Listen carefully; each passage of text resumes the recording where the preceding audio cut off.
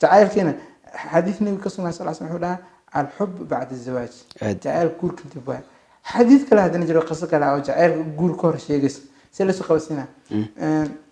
أعتقد هذا السكان شيء ويل جوده هاي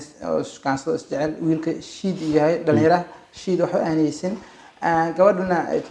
ciideedana la shiidiin wax weeysan oo cabin inta agoon tahay markaas waxa soo doontay nin oday oo dhaqaale ilaahay u dhibay markaas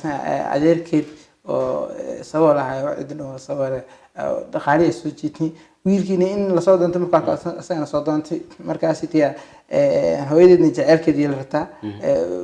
badbaadinay adeerkiina dhaqaalihi oo fiirnaa markaas intii la isku dhacay waan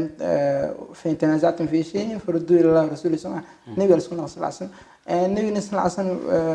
مو أصلا دهين ذلك رأى دقيقة صح مو أصلا استثمار ما يترى لكن النبي صلى الله عليه وسلم هذا مو أصلا دهين وحو كجاوي لم يرى للمتحابين مثل الزواج لا بإزعل عليك إن يسبور سنة وحكم مدن منها صح عليك استايلك كواد منانتك كواد برايورتي كواد إن عليك يسبور سنة واي حديث كاسو جعل جور كور لو دلسين كره هذا كان جور كذب شيء جعل كانوا جعل انجر يعني waxa way jacaylka caadifad xoogan way caadifadaasna inteeda badan korinteedii iyo siiheynteedii iyo ka shaqeynteedii wuxuu boqolkiiba 90 oo suurtagali kara guur kadib sababtoo markaas hab la siin kara la shumin kara la soo galmoon kara shumiski iyo habsinti iyo wax badan isla joogay iska daayay hatta galmada ayaa qayb ka ah